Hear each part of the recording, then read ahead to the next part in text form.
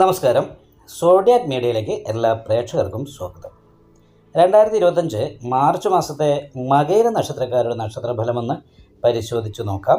മകയിര നക്ഷത്രത്തിൻ്റെ ആദ്യത്തെ 30 നാഴിക വരുന്നത് ഇടവക്കൂറിലും ശേഷം 30 നാഴിക വരുന്നത് മിഥുനക്കൂറിലുമാണ്. ഇടവക്കൂറുകാർക്ക് ജന്മത്തിൽ വ്യാഴം സഞ്ചരിക്കുന്ന സമയമാണ്. അത് കാരണം കൊണ്ട് ദൈവാധീനം ഇത്തിരി കുറവാണ്.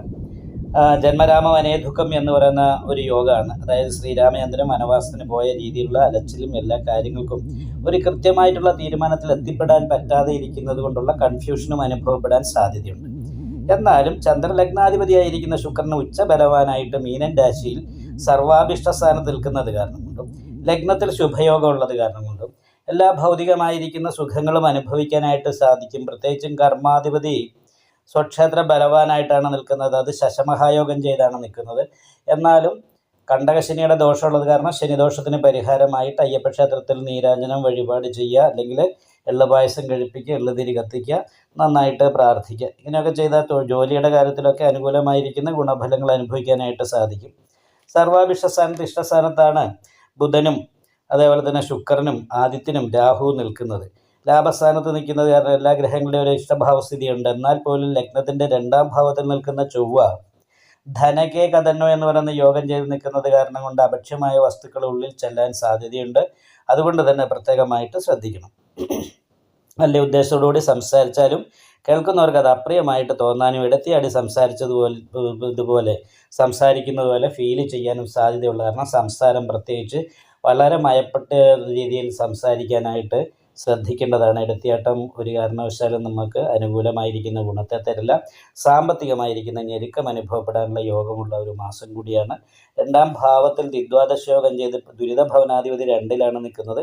അപ്പോൾ അത് കാരണം കൊണ്ട് 7ാം ഭാവാധിപതി രക്ഷാസ്ഥാനത്തുള്ളത് കൊണ്ട് ഭാര്യ കുടുംബത്തിൽ നിന്നുള്ള അനുകൂലമായിരിക്കുന്ന ഗുണഫലങ്ങൾ അനുഭവിക്കാനായിട്ട് സാധിക്കുമെങ്കിലും പൊതുവെ സാമ്പത്തിക ഞെരുക്കം വരിക, മറ്റുള്ളവരുടെ സഹായം ആർജിക്കാൻ വേണ്ടിയിട്ട് നിർബന്ധിതമാകുക, ഇങ്ങനെയുള്ള കാര്യങ്ങൾക്ക് യോഗമാണ്. മാനസികമായിട്ട് ഇടയ്ക്ക് സന്തോഷിച്ചിരിക്കുന്ന സമയത്ത് പെട്ടെന്ന് ടെൻഷൻ ഉണ്ടാകാനുള്ളൊരു യോഗവും കാണുന്നുണ്ട്. കണ്ടശനി ദോഷത്തിന് പരിഹാരം ചെയ്ത് കഴിഞ്ഞാൽ തന്നെ കുറേ അനുകൂലമായിരിക്കുന്ന ഗുണഫലങ്ങൾ ഉണ്ടാകും. നിപുണായോഗമുണ്ട്, ബുധശുക്ര യോഗമുണ്ട്, രംഗായോഗമുണ്ട്. അപ്പോൾ അതൊക്കെ അനുകൂലമായിരിക്കുന്ന ഗുണഫലങ്ങളെ കൂടുതൽ കൊടുക്കുന്നതാണ്. എന്നാൽ മകീര നക്ഷത്രത്തിൻ്റെ അവസാനത്തെ 30 നാഴികയിൽ ജനിച്ചവർക്ക് 12ൽ നിൽക്കുന്ന വ്യാഴമായതുകൊണ്ട് കയ്യിലേക്ക് വരുന്ന ഭാഗ്യം കൂടി നഷ്ടപ്പെട്ടു പോകും. ഇടത്തിയാട്ടം കൂടും, ദേഷ്യം, തലവേദന, ചതവ്, മുറിവ് പോലെയുള്ള കാര്യങ്ങൾക്ക് സാധ്യതയുണ്ട്.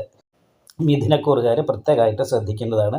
വീട് വിട്ട് നിൽക്കാൻ ഇടവരാനുള്ള യോഗവും കൂടിയുള്ള സമയമാണ്. അതുമാത്രമല്ല 5ാം ഭാവാധിപത്യം വഹിച്ച് കർമ്മസ്ഥാനത്ത് ലഗ്നാധിപതി നിൽക്കുന്നത് കാരണം കൊണ്ട് ജലധനഭുക്ത കടൽ കടന്നു പോകാൻ യോഗമുണ്ട്. വിദേശത്ത് തൊഴിലെടുക്കുക, വീട് വിട്ടുനിന്ന് തൊഴിലെടുക്കുക, ഇങ്ങനെയുള്ള കാര്യങ്ങൾക്കുള്ള യോഗമാണ്. അത് കാരണം കൊണ്ട് വിദേശത്ത് പോകണമെന്ന് ആഗ്രഹിക്കുന്നവർക്ക് അനുകൂലാവസ്ഥ വരും. വീട് വിട്ട് നിന്ന് തൊഴിലെടുക്കുന്നവരെ സംബന്ധിച്ച് അനുകൂലമാണ്. വീട്ടിൽ നിൽക്കുന്നവർക്ക് ടെൻഷനും പ്രശ്നങ്ങളുമാണ്. നല്ല പ്രാർത്ഥന, പരിഹാരം എന്നിവയൊക്കെ ചെയ്തിട്ട് ദോഷങ്ങളൊക്കെ മാറ്റിക്കഴിഞ്ഞാൽ അനുകൂലമായിരിക്കുന്ന ഗുണഫലങ്ങൾ ഈ മാസത്തിൽ അനുഭവിക്കാനായിട്ട് സാധിക്കുന്നതാണ്. നിങ്ങൾക്ക് ഈ വീഡിയോ ഇഷ്ടപ്പെട്ടാൽ ലൈക്ക് ചെയ്യുക, നിങ്ങളുടെ അഭിപ്രായങ്ങൾ കമൻറ്റ് ചെയ്യാം. ജ്യോതിഷവുമായി ബന്ധപ്പെട്ട കൂടുതൽ കാര്യങ്ങൾ അറിയാൻ ഈ ചാനൽ സബ്സ്ക്രൈബ് ചെയ്യുക. ഞങ്ങളുടെ ഓൺലൈൻ കൺസൾട്ടൻസി നമ്പർ താഴെ ഡിസ്ക്രിപ്ഷൻ ബോക്സിൽ കൊടുത്തിട്ടുണ്ട്. ആവശ്യമുള്ളവർക്ക് കോൺടാക്റ്റ് ചെയ്യാവുന്നതാണ്.